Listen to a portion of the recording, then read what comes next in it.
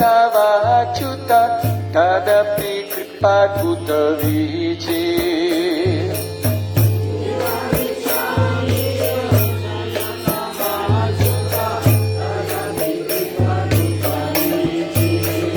Krishna Deva Bhavantam Bande.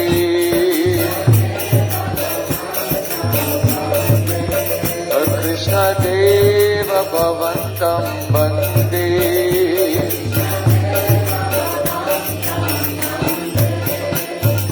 Bhaktirudan Jatiyadhyati Madhava Natvai Mamatilam Bhatri.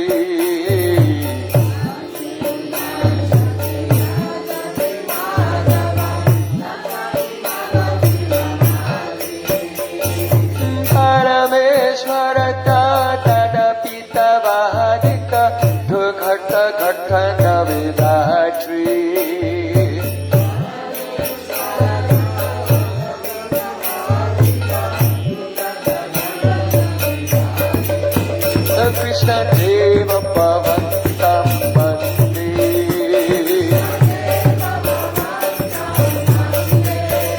Krishna Deva Bhavantam Bande.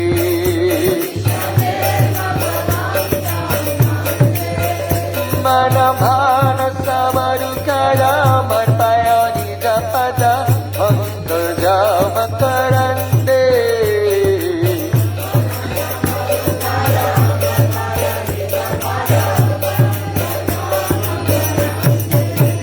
Krishna Deva Bhavantam Bande.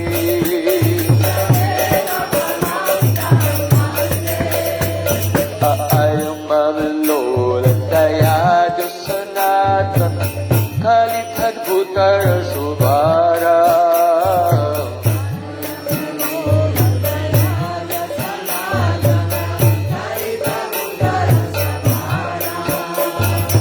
Ayam Avilola Dayadu Sanatana Kalitadbhutara Subhara.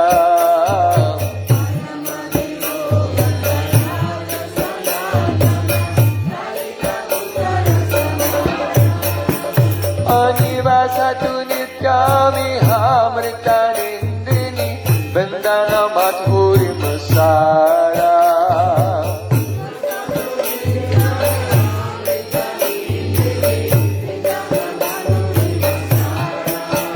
Krishna Deva Bhavantam Bande.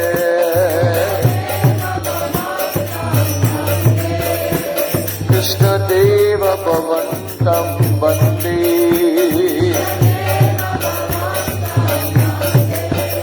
Mana mana samarukaram arpayani japada anto jama karande.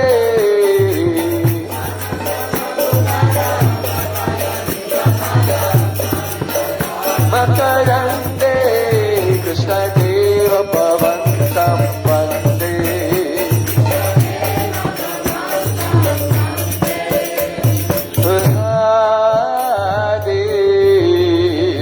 Jayo Jayo Madhav Daite Jayo Radhe Jayo Jayo Madhav Daite Jayo Radhe Jayo Jayo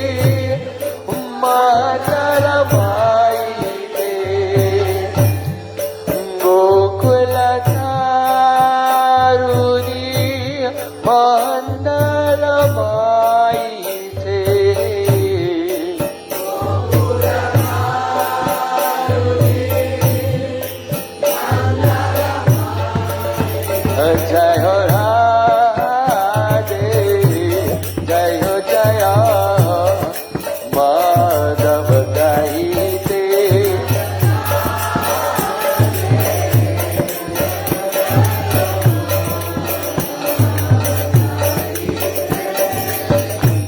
Damodar राची वर्दनु वेसे हरिनिष्कुता वृंदा विपिनेशे दमोदर राची वर्दनु वेसे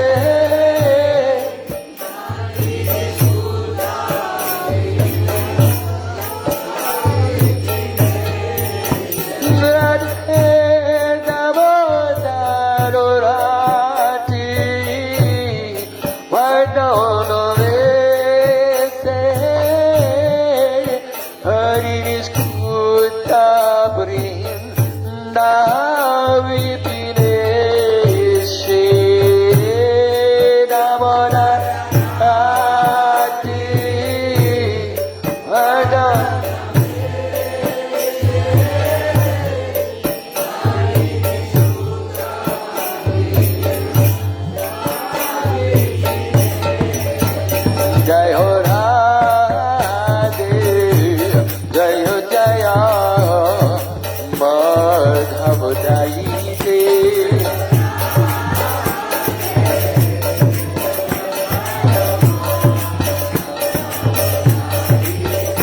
जय हो राधे जय हो जय माधव गाइते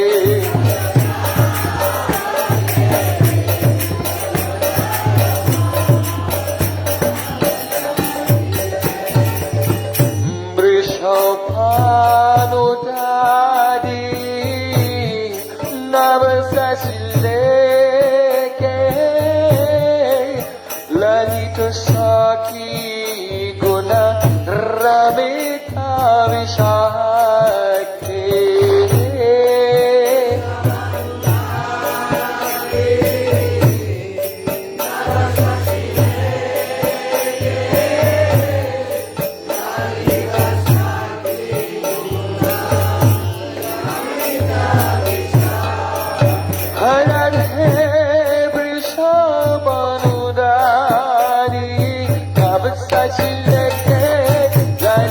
सखी गुण रमिता विशाखे वृषभानुधारी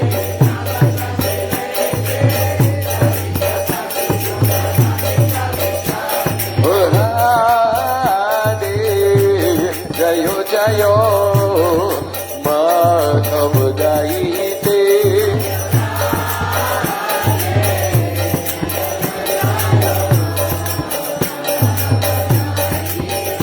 जय हो राधे जय हो जय माधव गाइते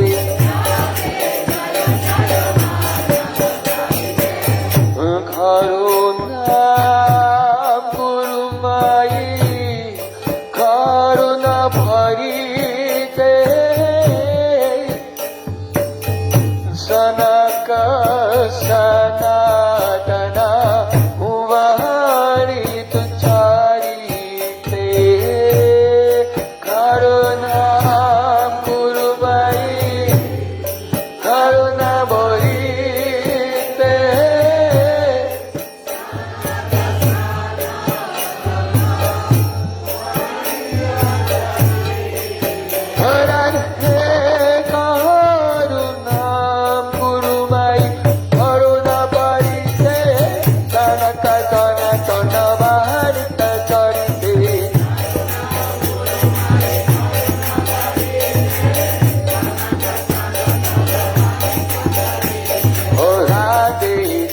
जय Madhav गाइते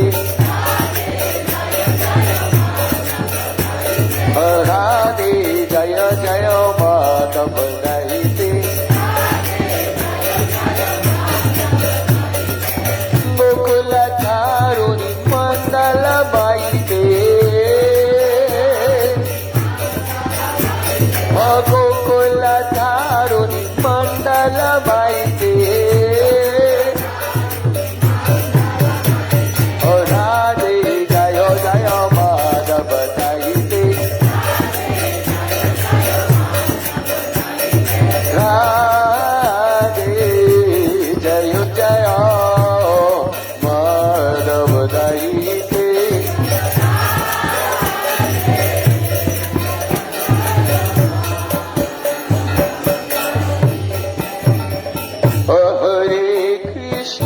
Hare Krishna, Krishna Krishna, Hare Hare, Hare Rama, Hare Rama, Rama Rama, Hare Hare.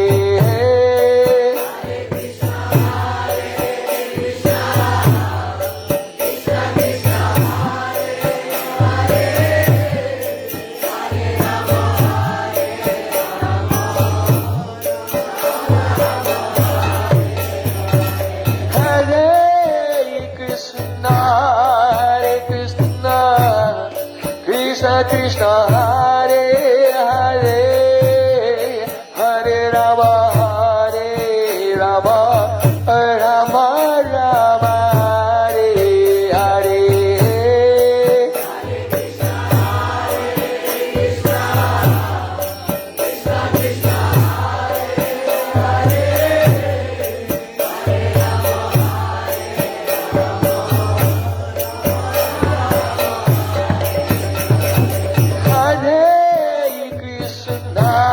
Hare Krishna Krishna Krishna Hare Hare Hare Rama Krishna Hare Hare Hare Rama Rama Rama Hare Hare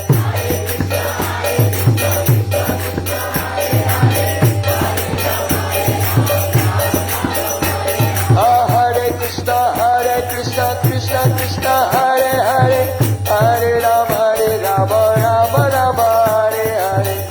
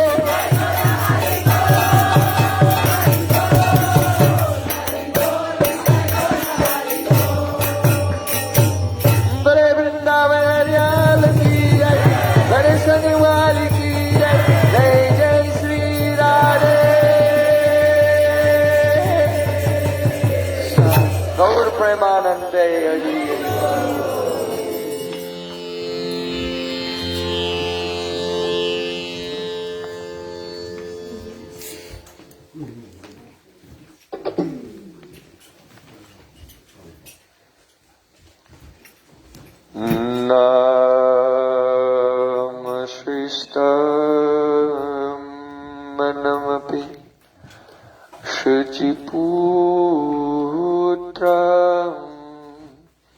अत्र स्वरूपम्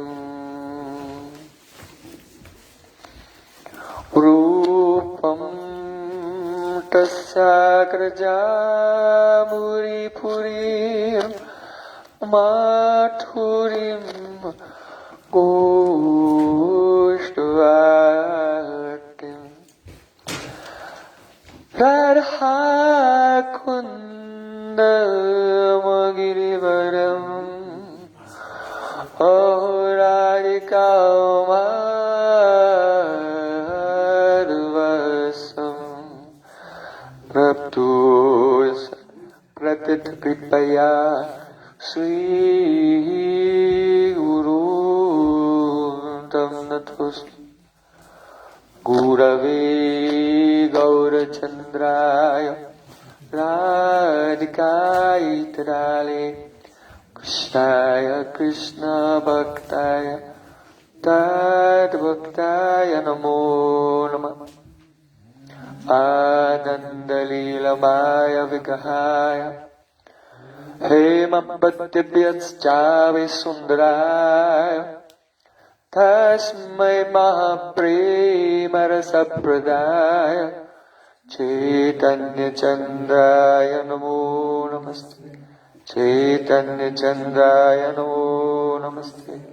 Chaitanya Chandraya Namo Bhaktya Vina Aparada Lakse Chiptastakamaritauram Kamadi Kripamaitam Sharanam Prapanna Vrindenumate Vrindenumate Saranaravintam Govinda Damo Dharamadaveti Govinda Damo Dharamadaveti Govinda Damo Dharamadaveti Govinda Damo Dharamadaveti Everyone. Hey Krishna, Hey Yadava, Hey Saketi, Govinda Damo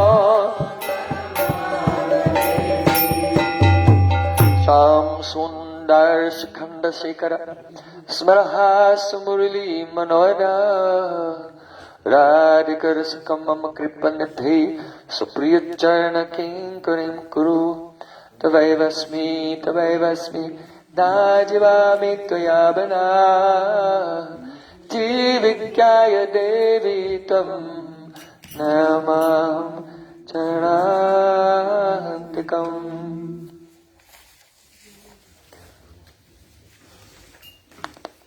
First of all, I offer my sastang dandavat puspanjali, my heart like flowers thousands and thousands of times, at the lotus feet of my holy master, my supremely worshipable spiritual Gurudev, Asmatiya Paramaradhatama Guru Pada Padma, Nityata Lila Parvishta Om Vishnu Pada Shtotarasrasi Rupanugacharya Varya Srila Bhaktivedanta Narayan Goswami Maharaj. Secondly, I offer my pranam thousands of times at the lotus feet of my Param Gurudev, and to Srila Prabhupada and to all of our Sri Rupanuga Gaudiya Guru Parampara. And finally, I offer my pranam to all the assembled Vaishnavas and Vaishnavis, Vanchakalpaturvasa, Kripa Sandubhyavata, Buddhitanam Pavanibho Vaishnavibhyo Namo Namaha. Srila Gurudeva ki jai.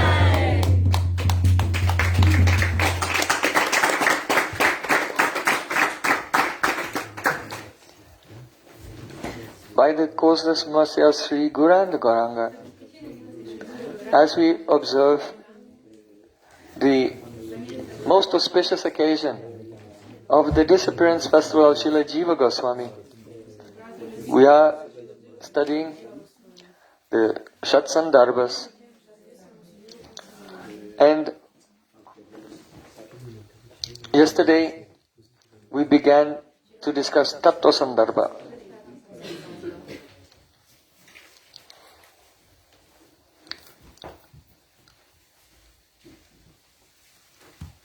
Srila Jiva Goswami Pad has taken a very novel approach to establishing Tattva,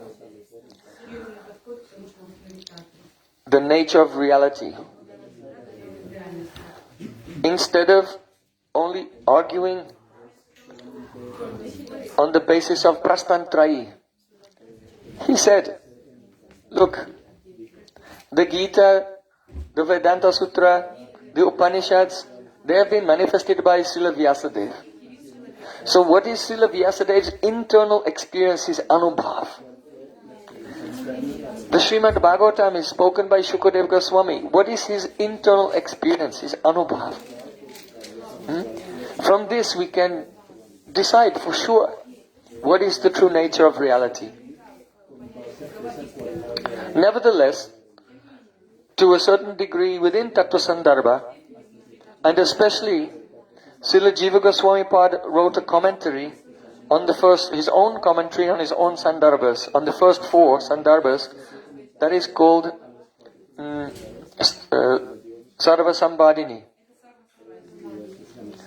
So there he has addressed in more detail the various objections of different philosophical schools. So specifically in Tattva Sandarbha and in the Sarva Sambadini on Tattva Sandarbha, Srila Jiva Goswami Pad has made some elaborate refutation of the Mayavad, the teachings of Shankara Acharya and his followers, showing how their teaching is completely incoherent.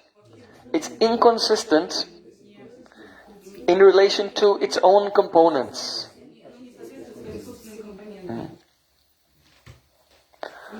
So, first of all, it's necessary to understand a little of what was the teaching of Shankara Acharya.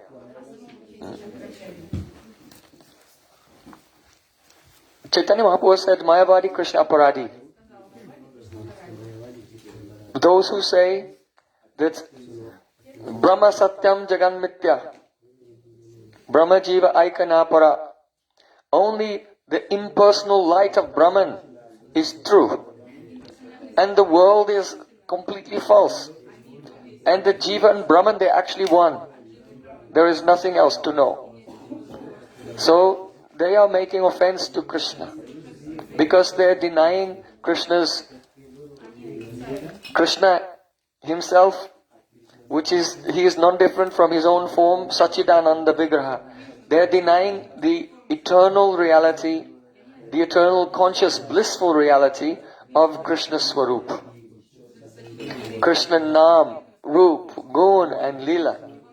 So impersonalism is it is the most extremely antagonistic position against bhakti. So,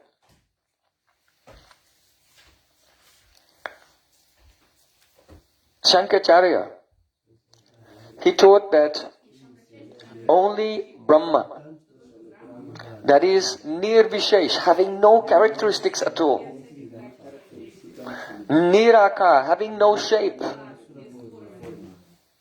Nirgun, having no material qualities, and there's no question of any spiritual qualities. Only that Brahman is true.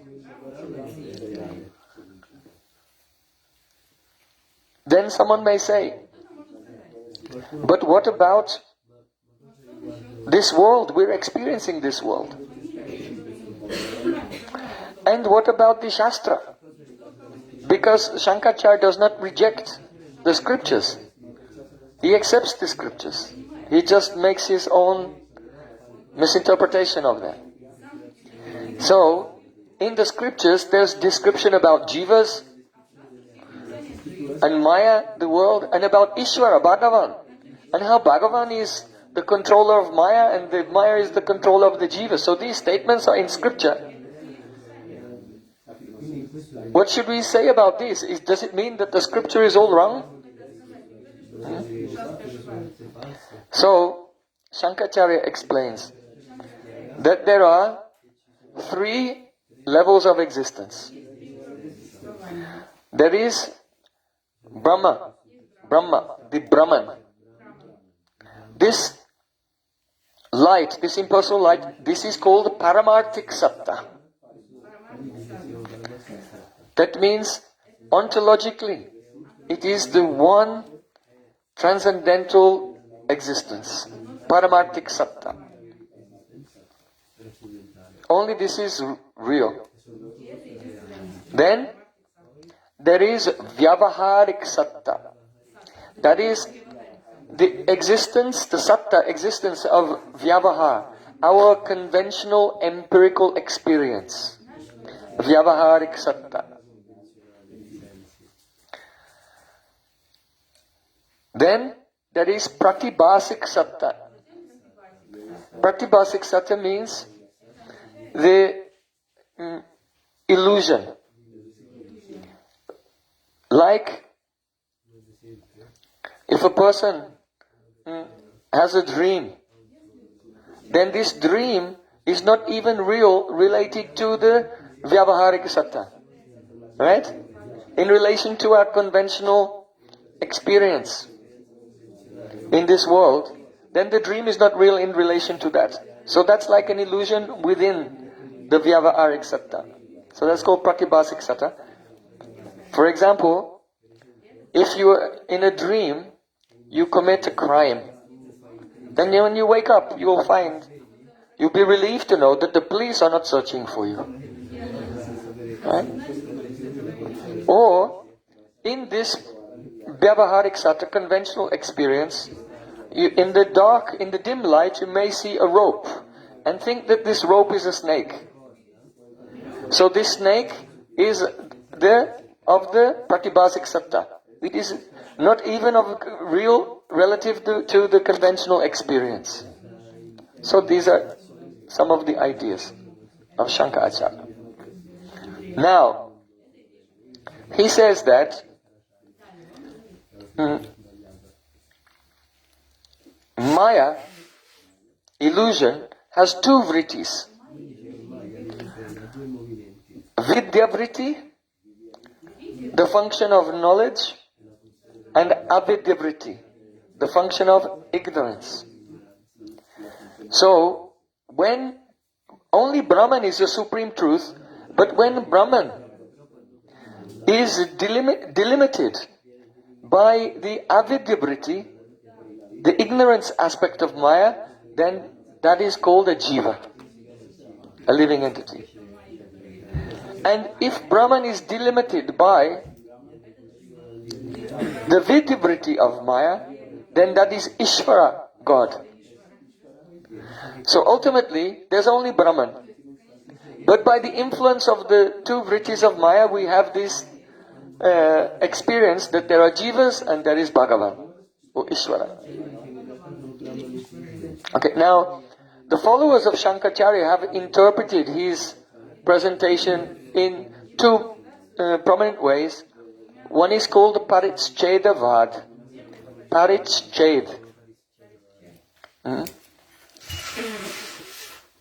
Ched means cutting or separating. So Parichedvad, the philosophy that Brahman becomes separated. Portions of Brahman are separated from the totality of Brahman by the upadhi, by the designation of Maya. So that is called Parichedavad. The example is given, Mahakash, Gatakash. Akash means space. There is Mahakash, the great space everywhere. And then if there's a clay pot is called Ghat. So Gatakash, if there's a clay pot, then some space is outside of the pot and some space is inside of the pot. So this interpretation of Shankaracharya was given by a scholar named Vachaspati Mishra. So he explained it in this way, that actually space is one. But when you have a pot, then you discriminate. You say this is the space outside the pot and this is the space inside the pot. And then if you smash the pot, then the space inside the pot and outside is one. So in the same way, the Jiva is always Brahman. But when there's the Upadhi of Maya, of the avidya-vritti of Maya, then the Jiva, the Brahman, within that Upadhi, that designation, like within a pot, that's what we call Jiva, the living entity, that's us. But if you become enlightened, if you become free from Maya, free from ignorance, it's like smashing the pot and then Aham Brahmasmi. Then there's Mukti, Nirvana. This is his idea. And Ishvara is like the Akash inside the pot, the designation, the Upadhi, which is of the Vidya-vritti of Maya. Understand? So ultimately only Brahman is real, and the idea that there's such a thing as a Jiva or Bhagavan is caused by Maya in the form of the avidya-vritti for Jivas and vidya-vritti for Ishvara, for God. So that is one theory, explanation of Shankara's teaching. It is called Parichcheda Vad, the theory of delimitation of Brahman by Maya. Okay? Now there's another interpretation, and this is called Pratibimba Vad. Pratibimba. Bimba means a real object, and Pratibimba means a reflection of the real object. So Pratibimba Vad means the theory, the Vad of reflection.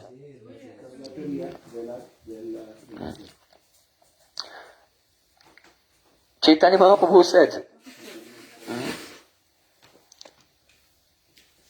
Jiva nistara lagi sutra kole vyas, Mayavadi basa shunile hoi sarvanash. Which means that Srila Vyasadeva has written Vedanta Sutra for the deliverance of all the jivas. But if you listen to the commentary of Shankaracharya, everything will be ruined. But anyway, but now I am telling you something of the commentary of Shankaracharya, not to ruin everything. That is, if you'll hear the commentary of Shankaracharya from a follower of Shankaracharya, then you'll not understand anything about Vedanta, you'll become completely lost and confused. But it's alright to hear something from Vaishnavas in such a way, because they'll explain it, and in such a way that you'll understand how it's impossible, and then your mind will not become trapped by this Mayavad virus. So the other theory is called Pratibimba-Bimbavad. It means that only Brahman is real. But when Brahman is reflected in the avidya-vritti of Maya, then the reflection of Brahma in the avidya-vritti of Maya is Jiva, the soul, individual soul, who is in ignorance, who is controlled by Maya. And if Brahman is reflected in the vidya-vritti, in the knowledge function of Maya, then that is Ishvara, Bhagavan, Krishna, Narayan, Lord Ram, whatever. All the incarnations, they're all illusion, but they are superior to the jivas because it's Brahman reflected in the Vidya-vritti, knowledge portion. Okay. So this is the Advaitavad.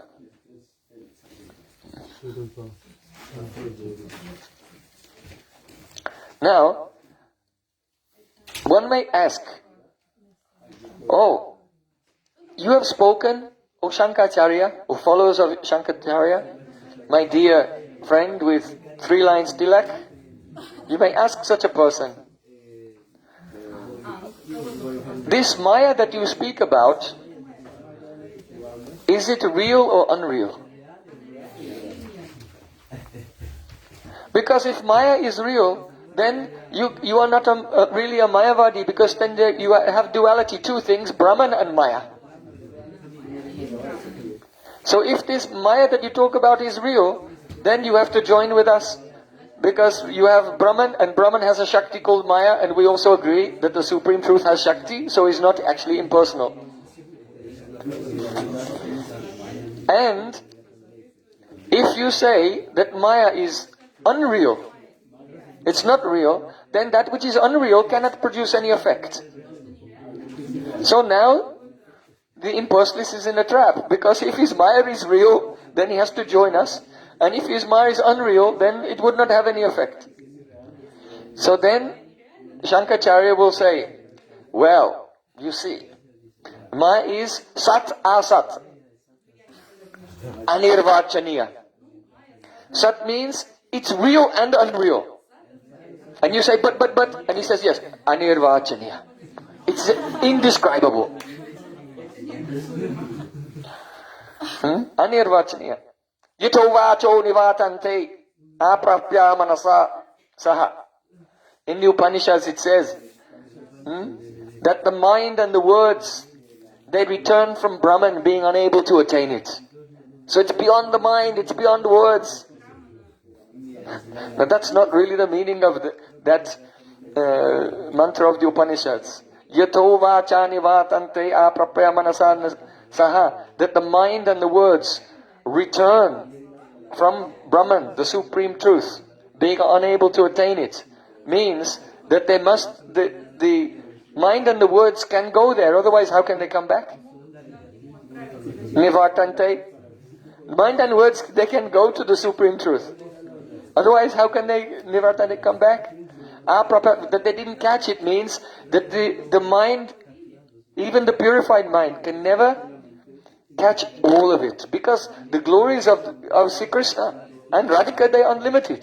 So how much can Mahaprabhu said, Toma Chakiti Kahe Toyeka Bindu. Hey Rupa Goswami, I'll tell you about the ocean of Ras, but only one drop. Because it's unlimited. So this is what it means, that you can go there and you come back without attaining it. It means you cannot fully experience or fully express it. That's the real meaning. But the followers of Shankaracharya will say, oh look, in the Upanishads it says, it's beyond the mind and beyond words. So this Maya is not real or unreal, it's Sat Asat. Real and unreal, Anirvachaniya. Indescribable. Acha? So then Jiva Goswami Pad is saying, you accept Bhagavad Gita. Right? Because the Prastantrayi Bhagavad Gita is one of the evidences. So in Bhagavad Gita, Sri Krishna said, Nasato vidyate bhavo, nabhavo vidyate sataha, ubayarapi dristantas, tvanyas tattvadarshi. Of that which is asat, unreal, there's no existence. And of that which is real, there's no non-existence. The wise have understood this after carefully studying the nature of both. So in the Bhagavad Gita, two things have been accepted, Sat and Asat. But there's no third category of Sat Asat. There's no third category in Bhagavad Gita of anything which is simultaneously real and unreal at the same time. So, you cannot give any praman for this. Now the next thing is, Srila Jiva Goswami Pad said that actually this cannot be real or real and unreal, Maya. It cannot be any of these categories. Why? If it is unreal, as we mentioned, it cannot have any effect. And if it is real, then where is it? Because you have accepted that there is Paramartik Satta, the ontological category of true reality, Paramartik Satta. Then there is Vyavaharik Satta, that's what we are experiencing now as jivas in this world. And there is the Pratibhasik Satta, the illusion, mistake, illusion within the illusion. So, where is Maya? If you say that it's real. So, Maya cannot be in the Paramartik Satta. Because then it would not be Nirvishesh, it would not be one, there would be two. There would be Brahman and Maya, and both real in the eternal realm. So that cannot be accepted by the Mayavadis. Then it cannot be in the Pratibhasik Satta. Pratibhasik Satta, why? Because then it would not produce any empirical results. So we gave the example, if in a dream you commit a crime, then the police are not looking for you when you wake up. So if Maya were real, but only in the Pratibhasik Satta, then it would not produce the very predictable and regulated nature of the world as we experience it. So then one thing is left. Maya can only be in the Vyavaharik Satta. In the Vyavaharik Satta. So if Maya is real according to Vyavaharik Satta, then you will not become free from it just by receiving the knowledge. For example, the Mayavadis give an example that the soul is like a child from a very wealthy family who at birth he was lost and he was found by a poor family. So the child was growing up in the poor family and he was suffering so much in poverty. Then one day someone who knew the mystery came to him and said, "Why are you suffering so much? You are very wealthy." And then at once he realized, I am not a poor person. I am from this wealthy royal family. And all his problems were solved. So in the same way, according to the teaching of Shankaracharya, the Jivas are in Maya. But when Gurudev says in the ear of the disciple, Tattvam asi. Tattvam asi. Tvam asi. You are Tat. Brahman. So then you go, I am Brahman. And now you become enlightened. Just like the poor person who actually was never poor, but he just didn't know. So simply, you were always Brahman. And now you realize it because Gurudev says, Tat Dhammasi. Or, another example is, let's say you have a pocket watch. And it's in your pocket, but you forgot that it was there. So before you go out, you're looking, where's my... And you're looking in the cupboard and in the drawer and in the bedroom, in the living room, everywhere. Then someone said, oh, it's in your pocket. Then, I found. So in the same way, though they say, there's only Brahman is real, and that's who you are. So when Gurudev says, Tattam Masi, then you realize it at once. So, Srila Jiva Goswami Pad said, look, if Maya is real in the Vyavaharik sense, in the Vyavaharik Satta, then we see that the Vyavaharik Satta, things don't just go away, even if you get knowledge. Let's say, if you are in chains, in this conventional reality, and you say, I am free. But then you look, you're still in chains.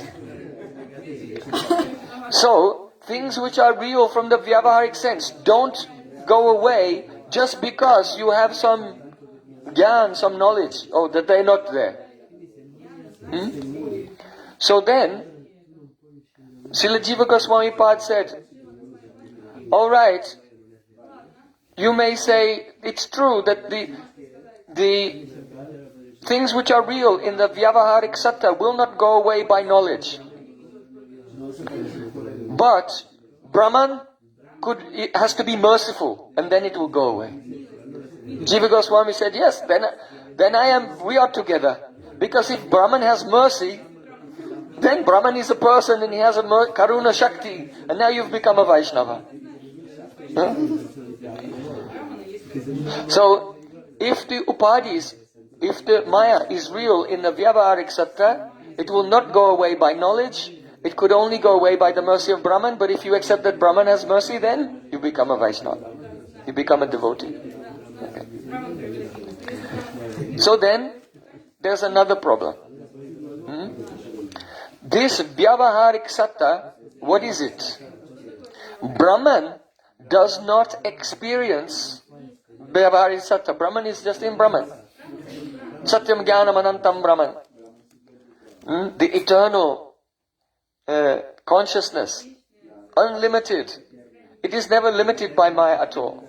So who is experiencing the Vyavaharik Satta? The Jiva. In fact, the Vyavaharik Satta, not being the experience of Brahman, is actually the experience of the Jiva. Right? Now, you have a big problem here.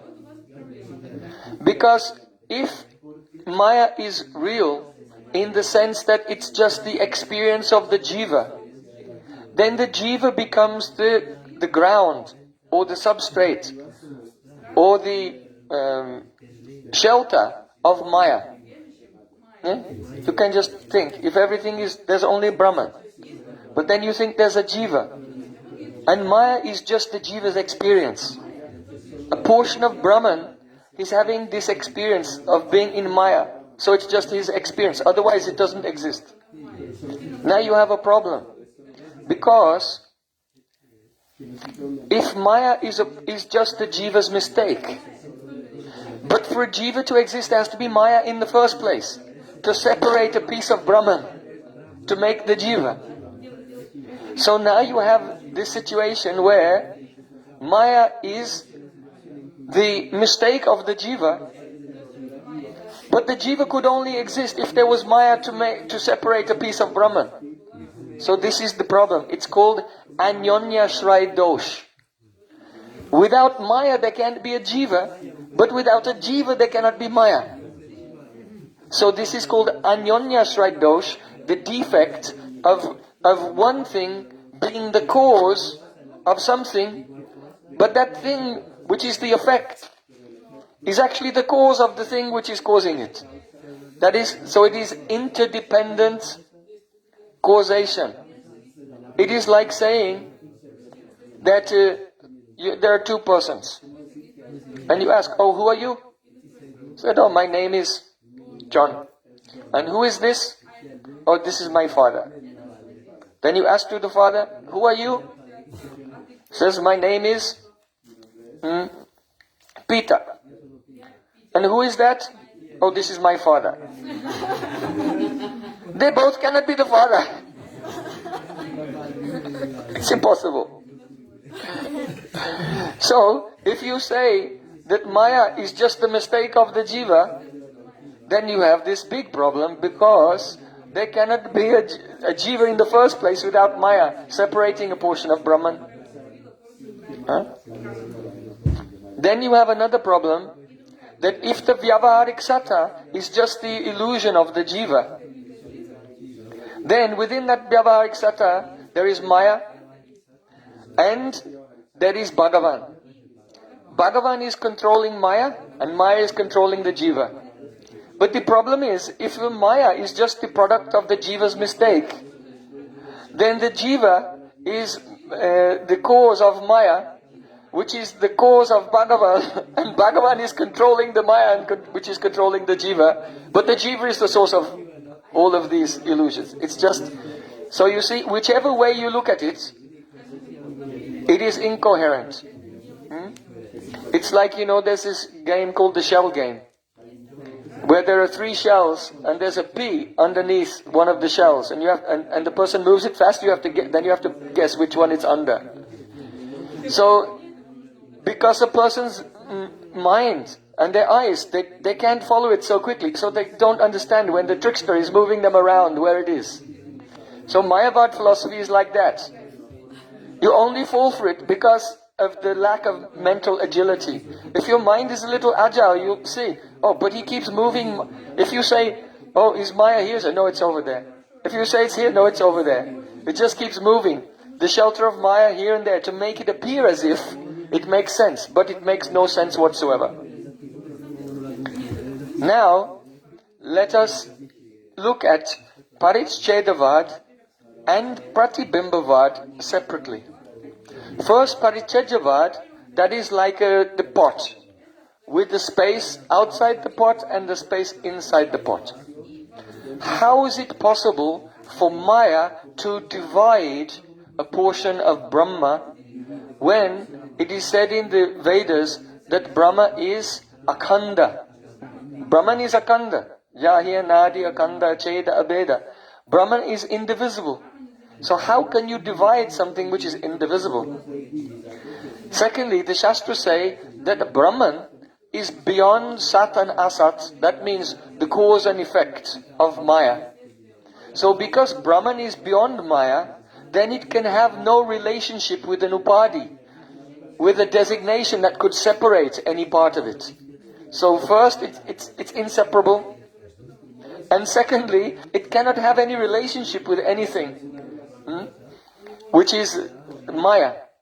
So Maya could never separate a piece of Brahman. Then, let's say, alright, we'll allow you a miracle. We allow you the miracle that somehow or other, though it's impossible for Maya to touch Brahman, that it touch Brahman. We'll give you another miracle, though Brahman is indivisible, Akhanda, but it separated a piece of Brahman, and this Brahman inside is the designation is the Jiva, and outside is the liberated Brahman, right? So there's the Bada Jiva on the inside of the designation, and outside is Mukta, liberated Brahman. Alright. So now we have a problem. What is that? We're all moving around, right? Someone's going to Italy, someone's going to Russia, someone's going to Croatia. So all the jivas are moving around. So please tell me, when the designations are all moving around, is the Brahman inside moving around? Huh? So this is impossible. Because Brahman doesn't have parts and does not move. So if you say, except that Brahman is immutable and doesn't move, when the Upadis are moving around, then that's impossible because the Brahman inside cannot move. So then you'd have to give another argument. You have to say, no, Brahman isn't moving, only the Upadis are moving. Now you have another problem, that portion of Brahman, which was the Jiva inside, when the Upadis are moving, that piece of Brahman is becoming Mukta, liberated, and the next piece of Brahman is becoming Bada, conditioned, and then it's moving, and then that's becoming Mukta, and then the next becoming. And now Brahman becomes like a plaything in the hands of Maya.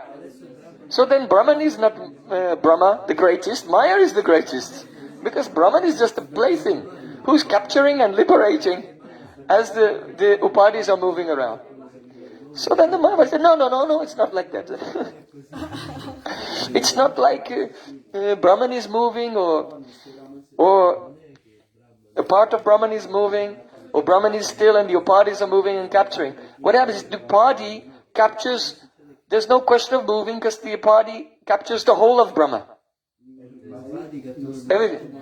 But if the Upadi captures the whole of Brahman, then there's no liberated Brahman, so there's nowhere for the Bada Jiv to go to after he's liberated, because there's no Brahman which is outside of the Upadi. So whether the Upadi is a part of Brahman or whether it's the whole of Brahman, it's impossible. You cannot explain any of these things. Now, it's all incoherent. Now we come to Pratibimbavad, the theory of reflection. Alright. My dear Mayavadi, first of all, for Brahman to be reflected, there has to be a reflecting medium. Right? Because you can't be reflected in yourself. Someone, to have a reflection, needs a medium for the reflection to exist in. So then you have already admitted that Brahman is not the absolute truth, just one, because there's this other thing called the reflecting medium, Maya. So that's the first thing which is impossible. But if we'll be extremely, extremely generous and say, alright, we'll allow you Sat, Asat, Anivarchaniya, and existing and also not existing, or real and not real, indescribable reflecting medium called Maya. Now, if Brahman has no qualities, then it cannot cast a reflection. Right? Like space. The Mayavadis say, if you get a mirror, you can see the sky reflected. But it's not the space which is reflected, it's the planets in space which are reflected. Not the actual space. Because space has no form, no smell, it does not have any characteristics. So therefore, it's impossible for that which is nirvishesha and nirvikar to cast a reflection. Another thing is that because Brahman is unlimited, an unlimited thing cannot be reflected. Because the reflecting medium would also have to be unlimited. So then, another thing, if we grant them the miracle, that there can be a reflecting medium, which exists and does not exist and is indescribable, and we grant them another miracle, that a thing which has no form and no characteristics could cast a reflection. Now, what would be the difference between Brahman and the reflection? Because you have one thing which has no characteristics, and its reflection which also has no characteristics, then what would be the difference? Now, who's going to choose which of the two Brahmans will be Mukta and which will be Baddha? Because there's no difference between them. So, in this way, Srila Jiva Goswami Pad in Tattva Sandarbha and in Sarva Sambhadini has completely annihilated the philosophy of impersonalism and Shankaracharya, not by quoting scripture to refute him, just by showing that his very own words, they don't make any sense at all, if you examine them carefully.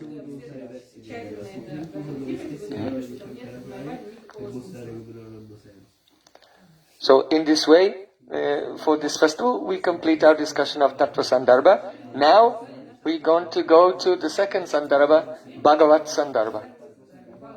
So Bhagavad Sandarbha means the Sandarbha about Bhagavan. Now, in Tattva Sandarbha, there Srila Jiva Goswami, quoting Srimad Bhagavatam, explained that the absolute truth, Vadanti tat tattva vidas tattvam, yats jnanam advayam, brahmeti paramatmeti, Bhagavan iti shabdyate. Those who know the truth say that the Supreme Tattva is Advaya Gyan, non-dual conscious reality. And it is called Brahman, Paramatma and Bhagavan. In other words, reality is one, but it can be experienced in three ways. So, the second Sandarbha is called Bhagavad Sandarbha. It is about Bhagavan. Why is he starting with Bhagavad Sandarbha? Why not have Brahma Sandarbha, then Paramatma Sandarbha, then Bhagavad Sandarbha? So the reason is this, that first understand what Bhagavan means. And after that, you can easily understand what Brahma means. So, the Brahma Sandarbha is included in Bhagavad Sandarbha. It's not presented separately, but it's included in Bhagavad Sandarbha. One of the things that Srila Jiva Goswami Pad is explaining in Bhagavad Sandarbha is, first of all, who is Bhagavan? Aishwaryasya samagrasya viryasya yasasasriya jnana vairagyaschapi sanam bhaga itingana. That transcendental person who has 6 opulences in full, that is Aishwaryasya. Aishwarya comes from Ish dhatu, the verbal root Ish. It means controlling power, capability. So who has all controlling power? Aishwaryasya. One who has all controlling power is Bhagavan. Aishwaryasya samagrasya viryasya. Here vir means Shakti, but especially it means Achintya Shakti. Inconceivable potency. That is, the power to make the impossible possible. The power to bring together in harmony, mutually contradictory characteristics. In the material world, contradictory characteristics cancel each other out. But both can reside together in Bhagavan. Aishwaryasya samagrasvirasya yashasa. Yash means who has all fame. So here Yash especially means Mangalmoy. That his fame is all auspicious. You see, people in this world, they also have fame. But if you discuss their fame of the materialistic person, then you become contaminated. Because it's of Maya, of the gunas. Yesterday we just went back to the place where we're staying. So there's a bookshelf in a little library in the hallway. And I saw there was one book of philosophy by a philosopher, Albert Camus. You know? So he's an absurdist philosopher. So he wrote so many books and studied so much and became very, very famous. And the result of his philosophy is he became so depressed, he committed suicide by driving his car off a cliff. See? So he's famous. But if you come in contact with his fame, if you are in his anugatya, you maybe also become so depressed that you drive your car off a cliff. So the fame of material people, so when it is said, Krishna is Yash, he has all fame, this means eternal transcendental fame, that if anyone will touch, they'll become purified and liberated. So kirtan means to articulate the fame of Krishna. So Yashasa, Sriya means beauty. He has all beauty. Gyan, he has all knowledge. And Vairagya, all detachment. That person is called Bhagavan. Now, people think that by following the path of Gyan, you can realize impersonal Brahman. By following the path of Yoga, you can realize Paramatma. And by following the path of Bhakti, you can realize Bhagavan. Because Brahman, the realization of Brahman, is to realize the Angsik Abhas. That means a partial semblance of Chit, consciousness. Then, to realize Paramatma is to realize partially Sat and Chit, because Sat means eternal form, and Paramatma has form. And to realize Bhagavan, he has Leela, which are full of joy. So Bhakti is of the nature of Samvit and Ladini, Chit and Ananda, in full. So the full realization of the truth, which is Sachit Ananda, is Bhagavan. People think like this. And this is correct. But Srila Jiva Goswami Pad is establishing that actually you cannot realize even Brahman or Paramatma without Bhakti. Don't think that by Gyan you can realize Brahman, or by Yoga you can realize Paramatma. No. Everyone must do Bhakti. Only by Bhakti can one realize anything. And the proof is that after the verse, Vadanti Tattva Vedas Tattvam Yat Ganamadvayam Brahmeti Paramatmeti Bhagavan Iti Shabdite, the very next verse is Tat Shradadana Muneyo Jnana Vairagya Yuktaya Pasyantyatmani Chatmanam Bhaktya Sruta Grihitaya. The meaning is that those munis, those sages, Muni means who can do manan. That is to deeply reflect, to contemplate with a steady mind. So those munis, Shradadhana, who have faith. That faith means faith in scripture. And some spirit of service. Swadat ananyopaya bhakchan mukachiti vritti vishesh. Faith means is a special disposition of the heart which remains inclined to acts of service. So tat shadadana munayo jnana vairagya yuktaya. Those munis who have faith, who can reflect with a steady mind, who have gyan, knowledge, that means vivek, discrimination between the body and the atma, and vairagya, dispassion, detachment from external things. Pasyantyatmani chatmanam, they can see the truth within themselves. Pasyantatmani chatmanam bhaktya sruta grihitaya. Bhaktya means only by bhakti. And this bhakti has been received how? Sruta grihitaya, through the hearing process of Shabda Brahman. So by hearing, they have received some bhakti, and by the power of that bhakti, the Gyan and Vairagya has come, and they are engaged in devotional service.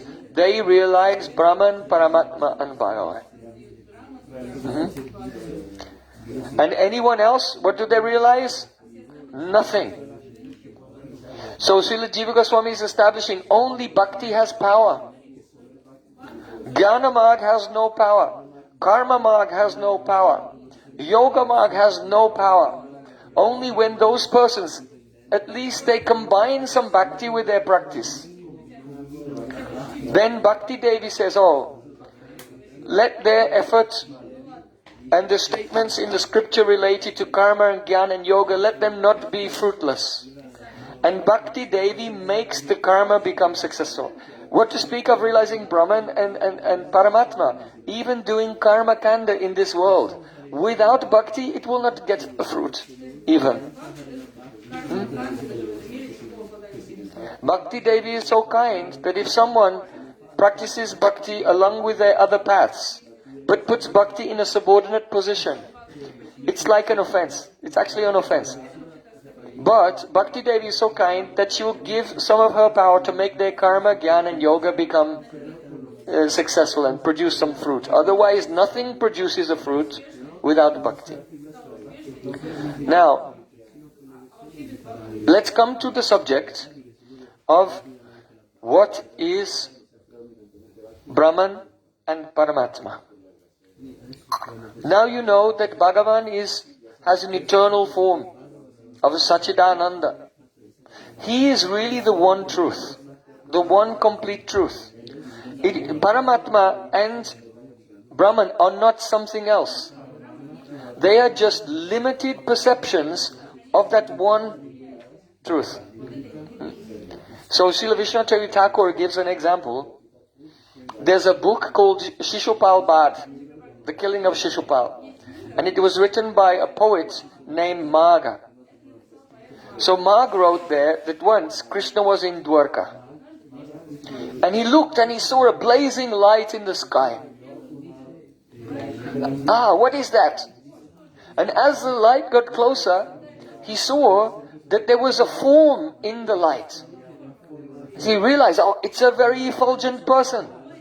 And then as the light came down to the ground, he looked and saw, it's Narad Muni.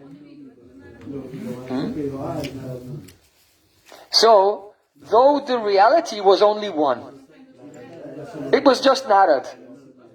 But from far away, and when the eyes had not made contact with the qualities there, only seeing the effulgence, then he was experienced as light, and then a form, but the form is not experienced in a very personal way. There's form there, but on a deeper level, who it was he could not recognize. And then he saw, it's Narada Muni. So the realization of Brahman, Paramatma and Bhagavan are compared to this. Not three things, only one thing. Another example is given that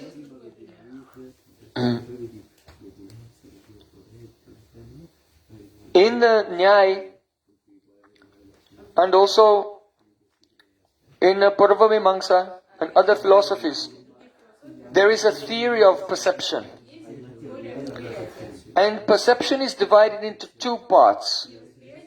Nirvikalpaka pratyaksh and savikalpaka pratyaksh. The meaning is this, that when an object comes before us, the sense touches the object, and then the sense touching the object causes our chitta to transform and become like a model or a facsimile of the object. And then the Atma is seeing that reproduction of the object in his own chitta. So that's how we're seeing things all the time.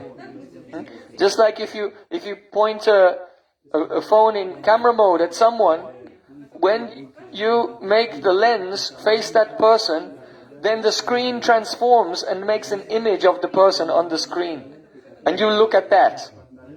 So in the same way, we are never directly experiencing the world. At every moment, what we are looking at is a model of the world in our chitta. So our chitta, that is in our subtle body we have manas, buddhi, ahankara and chitta. Mind, intelligence, ego and chitta. It is the last and finest, most subtle covering of the soul. So, the chitta is very fine and responsive. So wherever our senses are going, then the chitta responds and makes a model. Model of the form, of the sound, of the smell, everything. And this is how, and then our soul is seeing that. So, perception is of two types. The first perception is nirvikalpaka pratyaksh. That is, the sense causes the chitta to transform and makes the object. But the buddhi, the intelligence, has not approached the object to try to identify what kind of object it is. You see? So, this happens very fast. When we see something, there's first a raw and uninterpreted experience. But within a millisecond, the buddhi then goes over that object and identifies the jati, that is the category of the object, and says, let's say a dog comes in the room, first the mind just produces it. It's some object. But what kind of object? Don't know. And then the buddhi begins to move. So the movement of the buddhi is called vikalpa. Vikalpa is a movement of buddhi. And it identifies the jati. In other words, this object has a universal in it. A jati or a samanya. Samanya means a universal. And the universal is dogness. Dogness. You see, when we say this is a dog, what are we really saying? We're saying that this is one individual instantiation of the property of dogness. Right? So here's a dog. That means here's an example of something called dogness. Here's another dog. Here's another one. But where is the dogness? Right? That is a jati. And it becomes, that universal is instantiated. So, first the experience of the object, then the buddhi identifies the jati in it, makes some connection with its properties, and so that movement of buddhi is called vikalpa. And when we experience something along with its property and identify it, that is called sa vikalpaka pratyaksha. Pratyaksh, the sensory perception of the object. Sa means with, along with vikalpa, the movement of buddhi by which we identify it, what type of thing it is. Okay? So there's nirvikalpaka, we haven't identified it. Then savikalpaka pratyaksha. So Kumaril Bhatta, in his Shloka Vartika, he says, Yastya lochanam jnanam pratamam nirvikalpakam balamukadi vijnana sadrisham shuddhavastujam. If there's a baby, he's just born, his intelligence is not manifest. So things are coming in front of his eyes. He just goo goo gaga, goo goo gaga. Huh? Right? If someone will take a gun, Goo goo gaga goo gaga. Because if there's a deadly cobra, goo goo gaga goo gaga. Why? Because he's experiencing, but the buddhi is not functioning. He's not identifying what kind of thing it is. Or mukha, here, bala means a child and mukha means a deaf and dumb mute person who, completely retarded. So just looking around and can't understand anything which is going on. So it's said that for everyone, first, pratama nirvikalpakam, our first experience is without identifying it, the object. Bala mukadi vijnana, it's like the experience of a newborn child or a completely deaf, dumb, and retarded person who has no intelligent function. Sadrisha means like. Shuddha vastu jam, and the experience is shuddha vastu jam. It is just born from the object itself. In other words, the object itself is appearing to us. We are not projecting onto it our idea of what it is. Because actually this vikalpa, this imagination is wrong. Because we project on it, this is a self-existent object. And it's separate from God. But actually what is it? Everything is only the Virat Roop, form of the Paramatma. Sahasrashisha Purushaha Sahasraksha Sahasrapate. O Purush, you have thousands of heads, thousands of eyes, thousands of arms. What is that? It's all the heads and arms in the world. But when we see something, then our buddhi moves up. Here is this person. Where is God? God is nowhere. This is Gopika. This is Madhumanga. Like this. So when we're not seeing, actually Krishna is everywhere, but we're not seeing this because our own buddhi is doing vikalpa all the time. And we're imagining that there's something other than Bhagavan. So this is Maya. We're not experiencing Vasudeva Sarvamiti.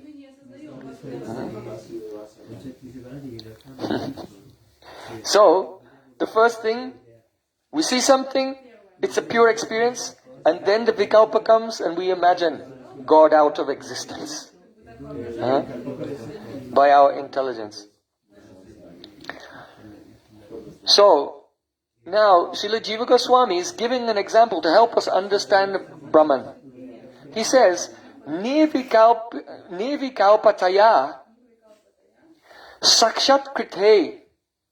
Sakshat Krite means of the direct perception.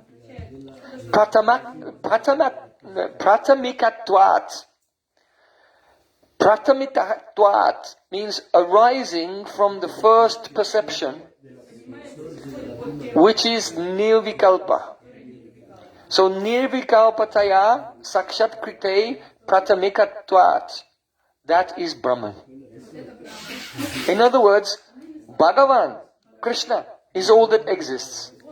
But when a person becomes free from Maya and then sees Bhagavan, his first perception that he has, before he's made a contact with the gun, with the qualities of that substance, that nirvikalpa pratyaksh of Bhagavan is Brahma, the impersonal Brahman. Understand? So this is why there's no separate Brahma Sandarbha. There's Bhagavad Sandarbha. If you understand what Bhagavan is and you understand the nature of perception, then you understand that Brahman, the experience of Brahman, is just the nirvikalpaka pratyaksh of Bhagavan. Is it clear? Yeah? If you understood what I'm saying, you can raise your hand. Yeah? Okay, so one or two people understood. I'm satisfied with that. If you didn't understand, you can ask them later. Discuss for a few weeks and you'll get it. Okay?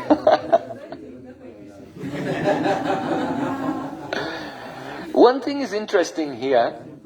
Jiva Goswami doesn't raise this, but we are not meant to only read a Shastra and then imprison the facts in our heart.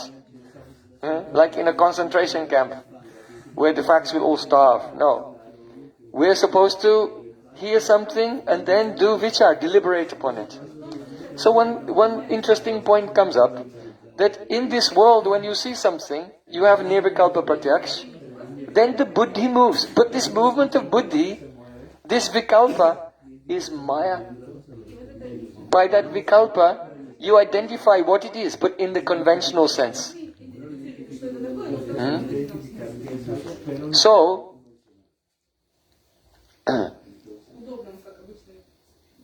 if you see Bhagavan, then first you have nirvikalpa pratyaksh. Oh, it's Brahman.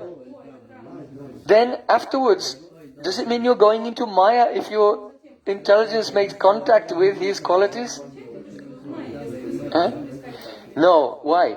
Because the vritti of buddhi, by which we do vikalpa, is a rajasic.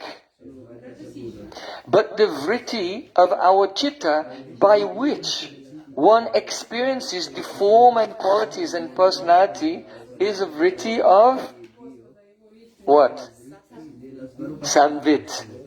Samvit, you see? So bhakti is the combination of samvit, which is swapakash, self-manifesting, and ladini, which is swayam aswadya, self-tasting.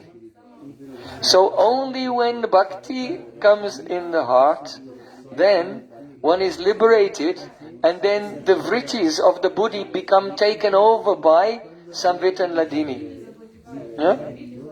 Avirbhuya manobrito brajanti tat swarupatam swayam prakasha rupapi basamana prakasyavat.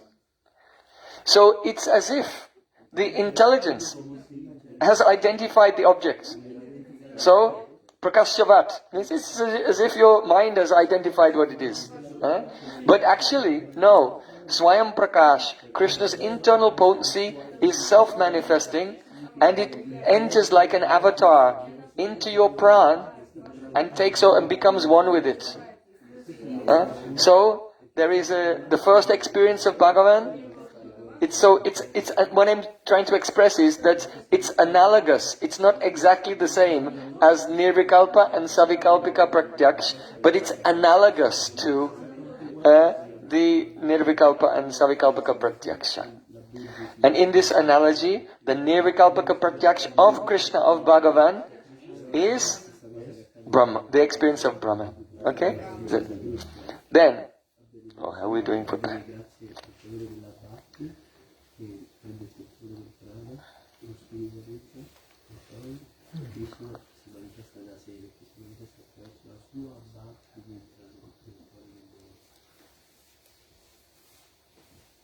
The next fascinating point that Srila Jiva Goswami said is, now we know what is Bhagavan and Brahman. Then what is this experience in the middle? So, the material universe is manifested, the visible material universe is called the Virat. It is the gross physical elements of Maya: earth, water, fire, air, ether, etc. But then there are the subtle elements. And they are known collectively as Hiranyagarbha. And then, before even the subtle elements are manifested, there is only Karan. That is the causal energy, which is the cause of the manifestation of the subtle elements and then the gross elements. Like the causal ocean. It is made of Karan, only pure causality. So, when a person, only Krishna exists, but first he has a nirvikalpaka pratyaksh, and it is Brahman. But if he'll go further, and he'll see Krishna, Bhagavan, but with an upadi, with a designation of gross elements, that is the virat, the gross elements, then he'll experience Krishna as Kirdakashai Vishnu, the Paramatma, who is in every element. Right? Paramatma is in every atom. If he'll go further and experience Krishna, but with the upadhi, the designation of the subtle form of material elements, Hiranyagarbha, then he'll see not Kirdakashai Vishnu, but Garbhadakashai Vishnu. That is the Paramatma of the individual universes. And if you go further and see Krishna, but with the upadhi only of Karan, the subtle cause of gross and subtle material elements, then he'll see Karnabdishai Vishnu. And if you'll see through bhakti with no upadhi, Sarva upadhi vinirmuktam tatparatvena nirmalam rishikesha rishikena sevam bhakti uchata, then he'll see Bhagavan. So Paramatma there are three experiences of Paramatma, which are called the three Vishnus. Karnabdishai Vishnu, or Mahavishnu, Garbhadakshai Vishnu, and Kshirdakashai Vishnu. So, Karnabdishai Vishnu, or Mahavishnu, he's lying in the causal ocean. And all the universe is manifest from the pores of his skin. So he's the Paramatma of the totality of all the universes. Then he expands and enters into each individual universe and lies on the Garbhadak ocean, and then from his navel the lotus flower appears with Lord Brahma. So Garbhadakashai Vishnu is the Paramatma of the individual universes. Then, when the elements manifest, Kirdakashai Vishnu enters into them and causes them to take all their shapes that we're seeing around us. And so everything we're seeing around us is really primarily the form of the Kirdakashai Vishnu, the Paramatma of every element, and who is in the heart of every living entity.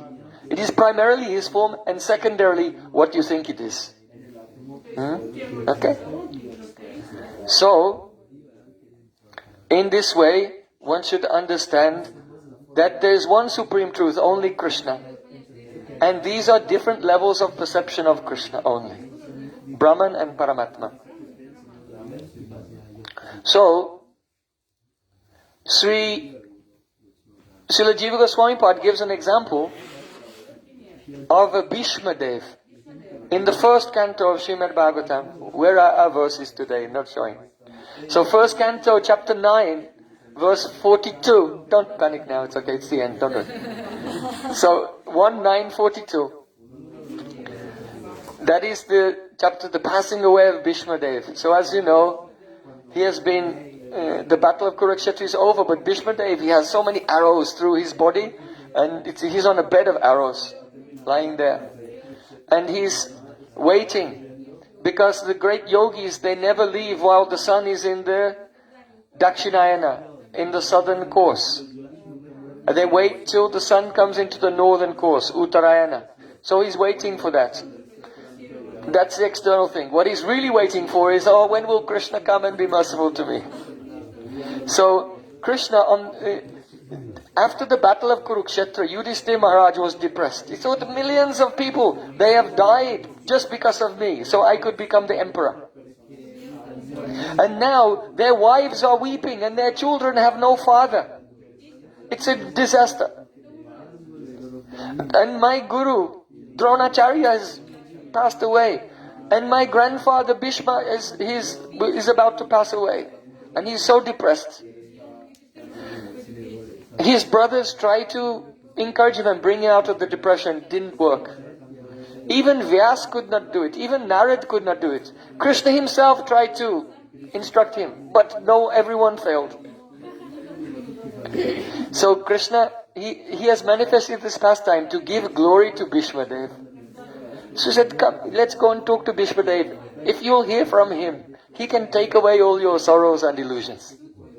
So on the pretext of bringing Yudhishthira Maharaj to Bhishma Dev, actually Krishna wants to glorify his devotee, grandfather Bhishma. He's a Mahajan. And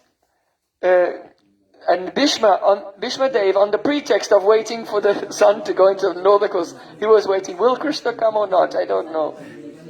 But because Krishna is controlled by love, he had to come there. So in the last moment, Bhishma is on the bed of arrows.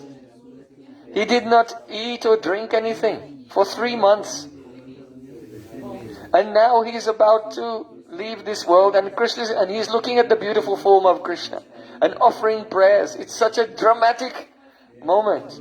Srimad Bhagavatam is like this. Every chapter is full of high drama and overflowing with love. And also practical teachings for us. Because I know that some of you sometimes become depressed. So then you read this chapter and Bhishmadev will take away your depression. So Bhishmadev, he's looking at the beautiful lotus eyes of Krishna. And then he speaks this verse. Tam imam aham ajam shirir bhajam ridi ridi dishtitam atmakalpitanam pratidrishami va naikudarkam ekam samadhi gatosmi vidut beda moha. He said, "Oh Krishna, now I realize something. Samadhi gatosmi, I have gone into samadhi. Vidut beda moha, the bewilderment of bed, that anything is different from you. Vidut has been washed away." Try to be like Bhishmadev. In Sahaj Samadhi, natural Samadhi. Bhishmadev is not in Samadhi with his eyes closed, just with his eyes open. Looking, he's in Samadhi, natural Samadhi. And all the illusion of duality has gone away, he said. So what did he say? He said, now I am seeing, Tam imam ajam, aham ajam sharira bhajam. I see, Krishna, that you are the Paramatma. You are the Super Soul, manifested everywhere and in everything. Because those who are in illusion will say, this is this, and now Krishna has come. He said, no, I'm in Samadhi now, he said. I see, you are Krishna, and everything, this is also you. Ridi riti dishtitam atmakalpitanam. You are present in the heart of everyone, all beings, as Paramatma.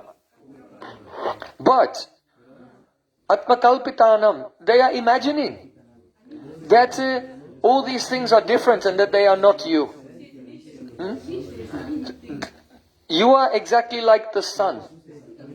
Pratidrisham iva naikudarkam ekam. Arkam means the sun. Just as there's only one sun in the sky. Oh, right, okay, there you can read. You can make it bigger, so if anyone wants to read. Tamimam aham ajam shrirbhajam ridi rishti dishtitam atmakalpitanam. So, those are doing kalpana, speculation. They think things are different from you, but you are like the sun. Even though the sun is one, everyone has a different opinion what it's like, depending on their perspective. Someone says, there is no sun, because the sun hasn't risen. Where's the sun? There's no sun. Then someone says the sun is just rising. But at exactly the same time, in one country where it's rising, someone else is saying, it's midday. And in another country, at exactly the same time, someone else is saying the sun is setting. So everyone, according to their perspective, has a different idea. But the sun is one. So Bhishmadev is saying, now I realize you are Paramatma, you are everywhere. Everyone is only seeing you, but everyone has a different opinion of what they're seeing. So, here Bhishmadev is revealing something. He said, Aika, you are one like the sun. That means Krishna's form is one. Many devotees even misunderstand this point. Let us say that there is Krishna and he is in one place. But Krishna can manifest so many prakash, so many expansions. Right? So, from that one form, there are so many expansions coming. Understand? Wrong. Wrong. Narad Muni, when he went to Dwarka, he was going into each palace. And in each palace he saw a form of Krishna. And what he realized is, just like a yogi is in one place, but he can expand to different forms, Krishna didn't do that. Krishna has only one form. And that one form is all-pervading. Understand? So Krishna has one form and it's everywhere. But that form can manifest to you here, and manifest to someone else there, and manifest to someone else. Don't think that his form is actually here, and then from here, another form came out and went over there. And another form came out and went over there. Like in Rasalila, Krishna is dancing with all the gopis. So don't think that Krishna is with Radharani, and then a form came out and danced with this girl, and another form came from here. No, Krishna has one form. That one form is already everywhere. It doesn't have to come out of any other form. It doesn't have to go from here and go over there. The one form of Krishna is already everywhere. The one form of Paramatma is already everywhere. The Paramatma in my heart and your heart, it's not a different Paramatma. It's not that Kiradakshay Vishnu was lying on the ocean of milk and then he expanded it, and from there he went in your heart and your heart in different forms. One form is already everywhere, and that one all-pervading form, Prakash, that means becomes visible in that place, or becomes visible in that place, or becomes invisible in that place. But our foolish material mind is, how can it be? This is one form, this is another form, this one's over here, this one's over there. And we think in that because that's the nature of material things. Right? If I have a cake, I can cut it into parts, and one part can go over there, and one part can go... There's cake everywhere. Huh? Right? No, not like that. Huh? Paramatma, or Krishna himself, is already everywhere, and he can prakash. Manifest like this. So this is what Bhishma Dev is saying. Oh Krishna, now I went in Samadhi, I realized this fact. Everything is you, but you're manifesting your personal form here, and non-different from you, you're manifesting your Paramatma form, and all this in all the objects of the world around me. So now there's nothing separate from you. Samadhi means the mind is ekagra, completely fixed on one thing. So how can you be in Samadhi if you're walking and talking and looking here and there? Because you realize there's only one thing. And that is called the Advaita Tattva, non-dual reality. Vadanti tat tattva vidas tattvam yad jnanamadvayam brahmeti paramatmeti Bhagavan iti shabdate. Only one thing, Advaita Tattva. Understand? Bhagavad Sandarbha ki jai, Srila Jiva Goswami Pad ki jai, Gaura Premanande Aibo. And if you are not seeing this, then you are in Maya. Okay? So we sing one kirtan. Devotees, please come back at 4:30 in the afternoon for bhajans, and we'll continue with Bhagavad Sandarbha. We may go towards Paramatma Sandarbha at some point.